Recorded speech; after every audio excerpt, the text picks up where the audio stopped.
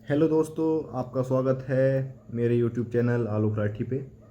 जैसा कि आप मुझे जानते ही होंगे, मेरा नाम आलोक राठी है। ठीक है, तो दोस्तों इस चैनल को मैंने बनाया है, जो मेरे दोस्त हैं जो इस बार वैकेंसी में रह गए थे, उनका नंबर नहीं आ पाया, या जो नए दोस्त हैं उन्हें गाइड करने के लिए। यूट्यूब पे बहुत से ऐसे टीचर हैं जो गाइड करते हैं, जिन्होंने अभी तक बहुत सी वीडियो बना भी दी होंगी। ठीक है, तो मैं थोड़ा लेट हो गया, लेकिन मुझे वो चीज़ें बतानी है जो मेरे एक्सपीरियंस से मुझे पता है। ठीक है, बाकी चीज़ें तो सब बता ही देते हैं। ठीक है, तो दोस्तों इस बार एसएससी जीडी की बहुत ही अच्छी वैकेंसी आई हैं। लगभग 40,000 के करीब वैकेंसी हैं, और ऐसी उम्मीद है कि ये बढ़कर लगभग 50,000 के आसपास हो सकती हैं, या उससे ज़्यादा भी हो सकती हैं, लेकिन फ़िलहाल 40 तो हैं ही। तो ये एक बहुत ही बड़ा मौका है, जो नए दोस्त हैं उनके लिए भी, और जो इस बार रह गए थे उनके लिए भी। ठीक है, अपने सपनों को साकार करने का। ठीक है, तो उसके बाद दोस्तों हम बात करते हैं किस तरीके से हम तैयारी करें, एग्ज़ाम कैसा होता है, क्या क्या चीज़ें होती हैं, उन सब के बारे में दोस्तों हम बात करते हैं। तो सबसे पहले एसएससी जीडी से दोस्तों हम जाते हैं पैरामिलिट्री में, जिससे कि इसमें काफ़ी सारी पोस्ट होती हैं अलग अलग। एसएसएफ होती है, एनसीवी होती है, बीएसएफ, आईटीबीपी, एसएसबी, सीआरपीएफ। ठीक है, तो इसमें बहुत सारी पोस्ट होती हैं।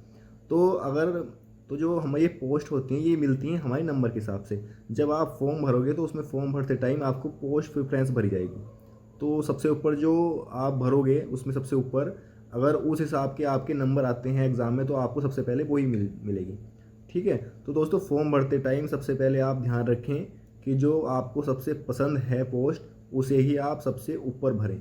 ठीक है, फिर नहीं तो फिर दिक्कत होती है, क्योंकि आपके इतने अच्छे नंबर भी आए और फिर भी आपको पसंद की पोस्ट ना मिले। इसलिए अभी से तो जो भी पोस्ट आपको सबसे ज़्यादा पसंद है, मान लिया किसी को सीआरपीएफ सबसे ज़्यादा बेस्ट लगती है, तो वो सबसे ऊपर सीआरपीएफ भरेगा। किसी को एसएसबी ज़्यादा बेस्ट है, क्योंकि जो दोस्त बिहार या यूपी साइड के होते हैं वे ज़्यादातर एसएसबी भरते हैं, क्योंकि उधर नेपाल बॉर्डर पे एसएसबी रहती है।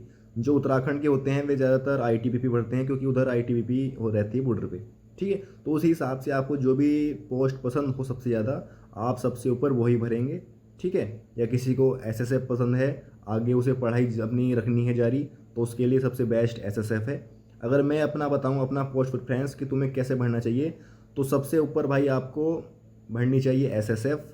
उसके बाद इस बार एनसीबी है तो दूसरे नंबर पे एनसीबी, तीसरे नंबर पे सीआईएसएफ, चौथे नंबर पे एसएसबी, और पाँच पे आप आईटीबीपी भर सकते हो। ठीक है, तो ये मेरे अकॉर्डिंग पोस्ट प्रेफरेंस है, आप ऐसे भर सकते हो। ठीक है, मैंने इसी तरीके से भरा था।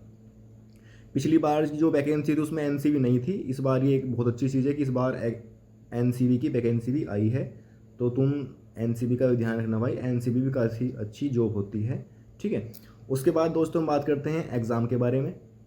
सबसे पहले तो ये फॉर्म जो है 5 तारीख को शुरू हुए हैं, और लगभग 10 या 11 अक्टूबर तक हमारे भरे जाने हैं। तो जो भी दोस्त इस बार फॉर्म फिल करेंगे, सबसे पहले अब भर देना पहले वीक में ही, बाद में साइट बहुत बिजी हो जाती है। ठीक है, तो उसके बाद हमारा फॉर्म भर जाएगा इस महीने। उसके बाद जो एग्ज़ाम होगा एसएससी जीडी का इस वाला, वो लगभग जनवरी से फरवरी के आसपास होने की उम्मीद है। लास्ट वाला भी फरवरी में हुआ था पिछले साल भी। तो आपके पास लगभग अभी से 4 महीने हैं, ऐसा मान के चलो आपके पास पूरे 4 महीने हैं। और 4 महीने के अंदर आप एक बहुत ही अच्छी तैयारी कर सकते हो। अगर कोई नया बच्चा भी है तो वो भी बहुत अच्छी तैयारी कर सकता है अभी से स्टार्ट करके भी। ठीक है, तो जिस दोस्त ने भी स्टार्ट नहीं की है वो भाई स्टार्ट कर दो, और जल्दी से जल्दी फॉर्म भराओ। दोस्तों अब हम बात करते हैं एग्ज़ाम की।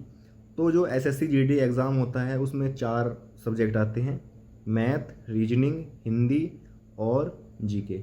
हिंदी और इंग्लिश जो होता है वो ऑप्शनल होता है। जो हिंदी करना चाहता है वो हिंदी कर सकता है, और जो इंग्लिश करना चाहता है वो इंग्लिश कर सकता है। ठीक है, तो जो अगर मैं आपको सजेस्ट करूँगा तो वो आप हिंदी करना ज़्यादातर। अगर आपकी बिल्कुल ही हिंदी नहीं आती है तो आप इंग्लिश कर सकते हो, नहीं तो भाई मैं हिंदी सजेस्ट करूँगा, आप हिंदी कर सकते हैं। ठीक है, उसके बाद दोस्तों हर सब्जेक्ट के 20-20 क्वेश्चन होते हैं।